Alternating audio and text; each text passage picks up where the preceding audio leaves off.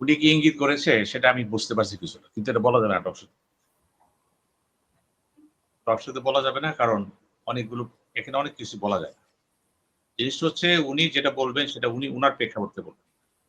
ধরেন একটি টার্গেট, তাকে আবার পুনরুজ্জীবিত করা এবং শুভেন্দ্রের বিরুদ্ধে তাকে দাঁড় করানো, এবং তার দলের ভিতরেও কিন্তু ঐক্যটা নাই, নানান সমস্যা আমাদের দেশে আছে কিন্তু।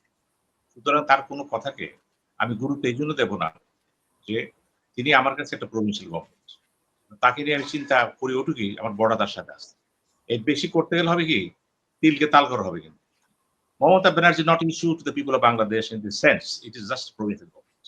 আমরা যদি এভাবে রাখতে পারি, আমাদের জনগণ রাখতে পারে, আমাদের জনগণের মধ্যে একটু হতাশা আছে, রাজনীতিবিদদের মধ্যে কথাবার্তা বলে, তারা কিন্তু লেভেলটি রাখতে পারে। কি হিউম্যান সাহেবরা কি বললো, আসামে কি বললো, ত্রিপুরায় কি বললো, ওরা কি বললো, সবচেয়ে গুরুত্বপূর্ণ হচ্ছে একটা কথা দেখেন, ভারতের হুম, নতুন সেনাবাহিনী প্রধান কি বলেছে?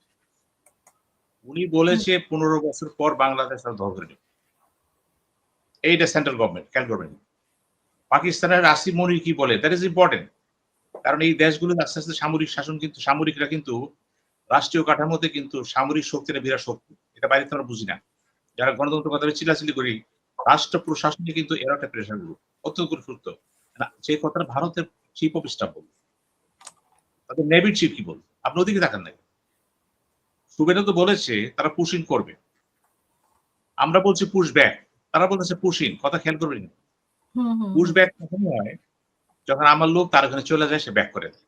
আর পুশিং হচ্ছে ওই লোক ছিল এখানে, তাকে এখানে ব্যাক করতেছে। এখন তো বলেন 100-200 ব্যাক করে দিয়েছে, সবই ঠিক আছে। আপনাকে খেয়াল রাখতে হবে, নির্বাচন আগে থেকে পশ্চিমবাংলায় অমিত শাহ, রাজনাথ, বিশেষত অমিত শাহ, এদের সাথে মোদী, এরা কিন্তু নানান শখ করতেছিল বিজেপি জিতানোর জন্য। এবং এই শখগুলো এরকম করে গেছিল যে মুসলমানদের বিরুদ্ধে একটা বয়লিং সিচুয়েশন করেছিল। একদম কারা করেছে? কেন্দ্রীয় সরকার। শুভেন্দু তো একটা মাধ্যম মাত্র, কেন্দ্রীয় সরকার করেছে। এবং তারা যখন ওপেনলি বলে দিয়েছে আমরা লাত্তিদা বাড়ি করে দেবো, সব বাড়ি করে দিব, আর মুসলমান দেখাই দিব, তারা কিন্তু মুসলমানদের দেখাই দিচ্ছে।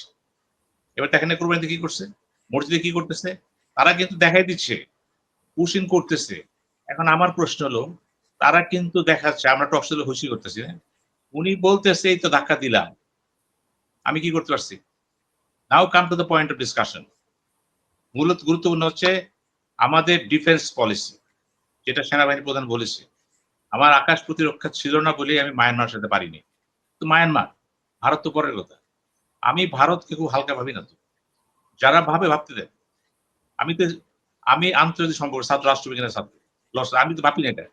আমি রাজনীতির ছাত্র। আমি ওইটাই ভাবি যা সত্য। ভারত একটা বড় দেশ। আপনার ঘিরে আছে। তার ওপারে ৮ টা দেশ, মাঝে আপনার স্যান্ডউইচ। এখন তার সমস্যাটা কি?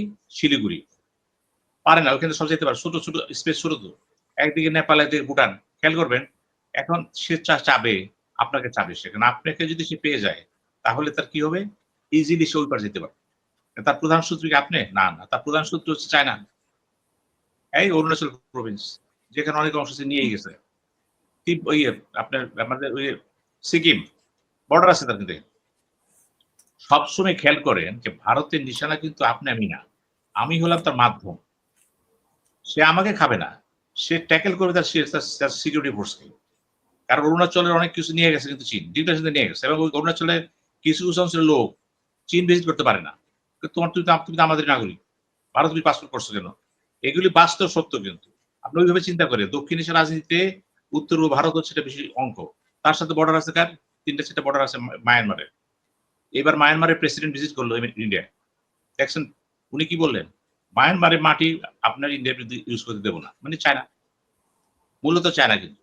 আপনি একটু ওইভাবে দেখেন যে সবসময় আমাদের চাপায়েন না।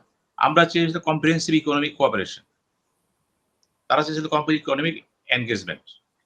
হাসিনা আমরা চাইছিলাম, আমরা হয়নি তো এটা। ওরা যা চাবে তা তো হয় না। আপনি খুব বারবার চিন্তা করে দেখেন, সমস্যা আছে কিন্তু। আমার ন্যাশনাল পাওয়ার এর সাথে তার ন্যাশনাল পাওয়ার একটা সমস্যা, সমতা নাই। আমি চিৎকার করে বলতে পারি। ৫,০০০ লোক মরে যেতে পারে। সেটা অন্য জিনিস। জাতীয়তাবাদী সেন্টিমেন্ট আসতে পারে। বাস্তবতা কি? আমি পঙ্গের পানি আপনাকে দেব না। আমি চুক্তি করব না। আপনি কি করবেন? আপনাকে এই জন্যই আপনার ডিপ্লোমেসি দরকার। ওয়াটার ডিপ্লোমেসি, পলিটিক্যাল ডিপ্লোমেসি, সব ডিপ্লোমেসি দেব। এই ডিপ্লোমেসি ট্র্যাক যেগুলো আছে, একের থেকে ৬-৭ জায়গায় আছে, করতে হবে কিন্তু। এখন আমার সেই ভয়েসটা কি আছে? আমি কি বহির্বিশ্বে যেতে পারি? জাতিসংঘ আমার কথা শুনে? আন্তর্জাতিক বিশ্ব শুনে? বড় দেশ শুনে? তারা মনে করে ভারত একটা বড় শক্তি। এশিয়ার উদীয়মান পাওয়ার তারা, নিঃসন্দেহে পাওয়ার তারা। এখন তার সাথে আমার যেহেতু একটা আনইভেন সম্পর্ক, আমাকে তো সম্পর্ক করতে হবে। বিচিত্র করে চলবে না তো। আউট করে চলবে না তো। যদি রাষ্ট্র চালাইতে চায়, যদি তথাকথিত অপোজিশন না করে, উত্তেজনার কথা না বলে, বি প্র্যাকটিক্যাল যেটা খলিল হয়েছিল। আমি খলিলকে পছন্দ করি জানেন? খলিল অবাস্তবে নাই। আমি তাকে চিনি 1989 তে যখন নিউ ইয়র্কে ফার্স্ট সেক্রেটারি ছিল সে। ওইখানে তার সাথে ফার্স্ট কথা হয়। সে কিন্তু হালকা চলে না। বোঝার চেষ্টা করে কিন্তু। এবং খলিলকে ভারতও পছন্দ করতেছে, আমেরিকা পছন্দ করতেছে।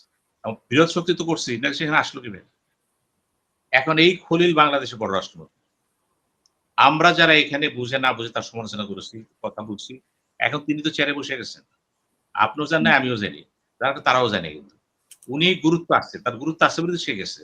না এই লোকটা যদি বাংলাদেশের পররাষ্ট্রমন্ত্রী কন্টিনিউ করে, যেটা সে বলেছে প্রেস প্রেস সাংবাদিকদের, আমাকে প্রধানমন্ত্রী কথা দিয়েছে, আমাকে ১ বছর ছুটি দিবে। এটা হুমায়ূন হুম। রশিদ ছিল তো। ৪১তম অধিবেশন হুমায়ূন রশিদ ছিল। আবার দেখেন ঠিক ৪০ বছর পর উনি আসলেন কিন্তু। এই চেয়ারটা পাওয়া আমাদের সুবিধা হয়েছে। আমাদের পররাষ্ট্র নীতিমালা কিন্তু এখন উনি যদি পররাষ্ট্রমন্ত্রী থাকে, তাহলে উনি যেকোনো দেশে যেকোনো সময় কিন্তু উনি অ্যাপয়েন্টমেন্ট পেয়ে যাবেন। উনার কথা গুরুত্ব পেয়ে যাবে। We don't like to lose Khalil. হারাতে চাই না আমরা তাকে। উনি এখন তার হুম। এরিয়ার জন্য অ্যাসেট হয়ে যাবেন। এবং এগুলো আপনাকে বুঝতে হবে। অযথা সমালোচনা করে লাভ নেই তো। বিশ্ব রাজনীতি সেই প্যাটার্ন নাই কিন্তু এখন বলছি। এখন যদি আপনি মনে করেন ভারতের সাথে আপনি কথা হুম। এখন ডক্টর খলিল যে ভূমিকা রাখতে পারবে, পারবে। অজিত দোভাল মনে করেন, অমিত শাহ, অজিত দোভাল বা আমাদের এই যে পররাষ্ট্রমন্ত্রী জয়শঙ্কর, একটা ম্যাচিং আছে তার সাথে। এগুলি বুঝা কিন্তু কথা বলতে হবে। আমি এজন্য ঢালাও সমালোচনা করব না। আমি সমালোচনা করব, আমি কি পাইতে পারি, কি সে দিতে পারে। আমি এটা কখনো বলব না যে ভারত তার স্বার্থে যুদ্ধ করছে। তোবা কারেন। ডাইকা দিছে আপনাকে? আপনি ওই পার গেছেন, সে তার খেলা খেলছে। এটা বললেন যে সে আমার দুর্বলতার সুযোগ নিছে। এভাবে বললেন না। সে যদি বলতেন বেরিয়ে যান, এটা ভালো হইতো আমাদের জন্য। এইভাবে ইতিহাসে ডিস্টোর্ট করা যাবে না। করবে কারা? যারা পক্ষ বিপক্ষ করে। নিরপেক্ষ দেখবেন এটাই। আর তার ভূমিকা ছিল, আমারও ভূমিকা ছিল। তিনি আমাকে দিয়ে স্বার্থ উদ্ধার করতে চাইছে সত্যটা। এবং তার সিলেবাসে লেখা আছে পশ্চিম পাকিস্তান বা ভারত যুদ্ধ সে করছে। আমরা চেঞ্জ করতে পারি নাই। সিমলা চুক্তিকে তো আমরা বলছি না। ৯০,০০০ সৈন্য চলে গেল।